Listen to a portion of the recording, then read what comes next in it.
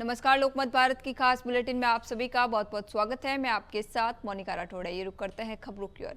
पद्मश्री सम्मानित एवं मध्य प्रदेश जन अभियान परिषद के उपाध्यक्ष मोहन नागर ने धार जिले के प्रवास के दौरान कुक्षी के ग्राम लोनी में जल संरक्षण और पर्यावरण संवर्धन का संदेश दिया है। आगमन पर जन अभियान परिषद के कार्यकर्ताओं, ग्रामवासियों और मातृशक्ति ने ढोल, नगाड़ों, पुष्प वर्षा तथा शाल शिफल से उनका स्वागत किया। पाटीदार समाज धर्मशाला में आयोजित सभा में उन्होंने कहा कि गांव-गांव में वर्षा जल का भूगर्भ में संरक्षण कर जल संवर्धन के लिए आत्मनिर्भर बनना होगा। उन्होंने खेतों की मेड़ों, पहाड़ियों और खाली भूमि पर अधिक से अधिक पौधारोपण तथा हर बीघा भूमि पर कम से कम एक गोधन रखने का आह्वान किया। कार्यक्रम में भाजपा प्रदेश मंत्री जयदीप पटेल, समाजसेवी मोहनलाल पाटीदार, रमेश पिराग सहित जन अभियान परिषद के पदाधिकारी और बड़ी संख्या में ग्रामीण उपस्थित रहे। पानी को लेकर के और सारा देश और दुनिया ये चिंतित है। भूगर्भ जल धीरे धीरे कम होता जा रहा है, हमारी आवश्यकता बढ़ती जा रही है, जनसंख्या बढ़ती जा रही है, पानी की मांग बढ़ती जा रही है और वर्षा का औसत भी कम होता जा रहा है। और इसलिए वर्षा के जल को संरक्षित करना, उसका संवर्धन करना और जो संरक्षण और संवर्धन किया है उसका अनुशासन पूर्वक उपयोग करना और जिसका उपयोग किया है उसका पुनर्उपयोग करना, इस प्रकार से हमको जल को लेकर के समाज को। छिंदवाड़ा में आयोजित जन सुनवाई के दौरान 80% दिव्यांग चितुंजी कराड़े निवासी वार्ड क्रमांक 12 शंकर चौक कुरैया ने प्रशासन के समक्ष अपनी समस्या रखी। उन्होंने बताया कि आधार अपडेट और केवाईसी नहीं होने के कारण उनका राशन, पेंशन तथा अन्य शासकीय लाभ बंद हो गए हैं। कई बार प्रयास करने के बावजूद उनका आधार अपडेट नहीं हो सका, जिससे उनकी आर्थिक स्थिति बेहद दयनीय हो गई। उनकी पीड़ा सुनते ही जिला पंचायत के मुख्य कार्यपालन अधिकारी ने तत्काल संबंधित अधिकारी को फोन कर प्राथमिकता के आधार पर आधार अपडेट और केवाईसी की प्रक्रिया पूरी कराने के निर्देश दिए। साथ ही ये सुनिश्चित करने को कहा कि हितग्राही को जल्द से जल्द राशन, पेंशन और अन्य शासकीय योजनाओं का लाभ पुनः मिल सके।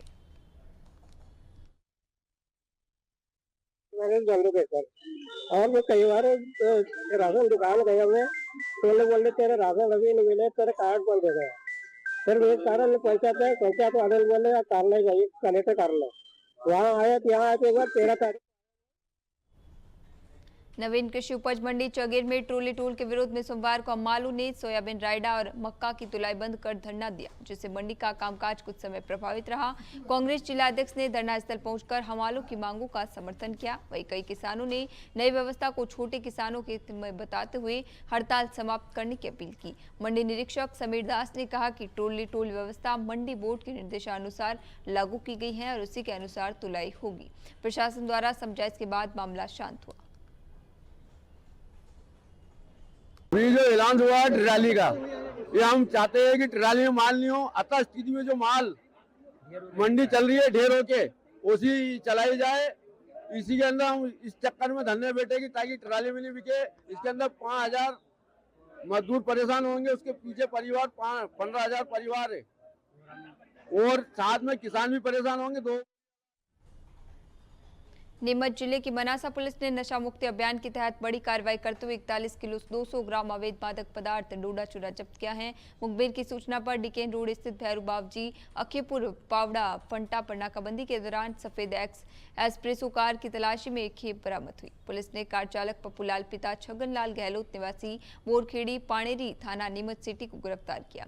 आरोपी के खिलाफ एनडीपीएस एक्ट के तहत मामला दर्ज कर जांच शुरू कर दी गई है। पुलिस अब पूछताछ के आधार पर तस्करी से जुड़े अन्य आरोपी और नेटवर्क का पता लगाने में जुटी है।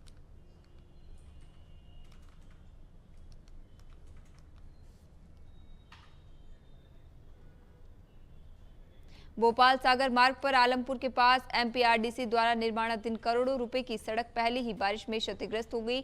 सड़क का एक हिस्सा धंस गया, जबकि पुलिया बह जाने से यातायात बाधित हो गया और दोनों हर वाहनों की लंबी कतारें लग गई। स्थानीय लोगों ने निर्माण की गुणवत्ता और जल निकासी व्यवस्था पर सवाल उठाते हुए उच्च स्तरीय जांच की मांग की है। उनका कहना है कि पहली बारिश में ही सड़क की स्थिति बिगड़ना गंभीर लापरवाही का संकेत है। इसमें एमपीआरडीसी के वरिष्ठ अधिकारियों से आज ही चर्चा की गई और उसमें उनके द्वारा बताया गया था कि जो अप्रोच रोड है, अप्रोच रोड में एडिशनल उन पर गिट्टी डालने की बात हुई थी और अप्रोच रोड में काम करा करके पुलिया में जो आवागमन है वो चालू कराया गया। जहाँ तक कि निर्माण कामों में गुणवत्ता के संबंध में विषय है, उसके संबंध में एमपीआरडीसी के जो वरिष्ठ अधिकारी उनको आज ही इन्फॉर्म भी किया गया है कि निर्माण कार्यों में गुणवत्ता सर्वोपरि है और बेहतर ढंग से ही हम निर्माण काम को कराएं। और दूसरा, बुरहानपुर जिले की ग्राम पंचायत खगनार कला में प्रधानमंत्री आवास योजना की क्रियान्वयन को लेकर भ्रष्टाचार के गंभीर आरोप सामने आए हैं। वार्ड पंच और ग्रामीणों ने जिला कलेक्टर को ज्ञापन सौंपकर पंचायत सचिव, उपयंत्री और संबंधित अधिकारियों पर आवास स्वीकृति के नाम पर अवैध वसूली करने का आरोप लगाया है। शिकायतकर्ताओं का कहना है कि पात्र हितग्राहियों को योजना से वंचित कर अपात्र लोगों को लाभ पहुंचाया जा रहा है। ग्रामीणों ने आरोप लगाया कि आवास स्वीकृत कराने के लिए 10,000 से 25,000 रुपए तक की मांग की जाती है। साथ ही कुछ मामलों में बिना निर्माण कार्य के ही किस्त जारी होने की बात कही गई। ग्रामीणों ने पूरे मामले की निष्पक्ष जांच कर दोषियों पर सख्त कार्रवाई की मांग की है। प्रधानमंत्री आवास में हमारा मकान आया था जी, तो हम मकान बनाना चाहते थे और फिर सचिव ने बोला कि भाई मकान बनाएंगे तो तुमको 20,000 रुपये हमको देना पड़ेगा। मैं बोला सर ये 20,000 तो बहुत ज़्यादा हो रही है। तो आपने कितने दिए? हमने 20,000 दिए। अच्छा, तो आप कुछ सबूत है आपके पास? हाँ, तो मेरे पास नीमच जिले के जीरन नगर में पहली बार भगवान श्री जगन्नाथ, बलभद्र और सुभद्रा की भव्य रथ यात्रा श्रद्धा और उत्साह के साथ निकाली गई। रथ यात्रा बालाजी मंदिर परिसर से प्रारंभ होकर नगर के प्रमुख मार्गों से होते ही बड़ी गणपति मंदिर पहुंची। यात्रा में बड़ी संख्या में श्रद्धालु, महिला, पुरुष, युवा और बच्चे शामिल हुए। मार्ग में जगह जगह पुष्प वर्षा कर भगवान का स्वागत किया गया तथा पूजा अर्चना और महाआरती की गई। भजन कीर्तन, ढोल, नगाड़ा और जय जगन्नाथ की जय घोष से पूरा नगर भक्तिमय हो गया।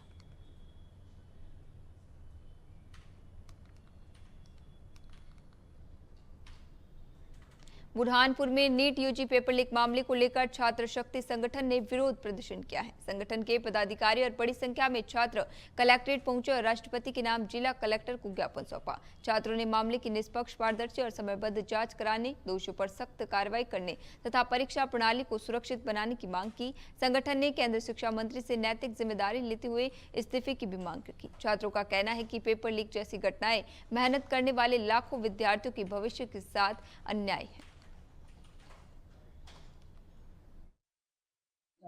हम यहाँ पर विज्ञापन देने के तौर पर आए थे क्योंकि दिल्ली में जो जंतर मंतर चल रहा है, भले हम वहाँ पर नहीं जा सकते लेकिन यहाँ से उनको सपोर्ट कर सकते, क्योंकि जैसे जैसे हमारा देश पढ़ाई को लेके आगे बढ़ता है वैसे वैसे उसको पीछे खींचे जा रहा है। तो हम यही कहेंगे कि जो बच्चों की आवाज दबा रहे हो उसे दबाना बंद कीजिए और उन्हें पढ़ने के लिए मौका अगर मिलता है तो सरकार भी उसका समर्थन करना चाहिए।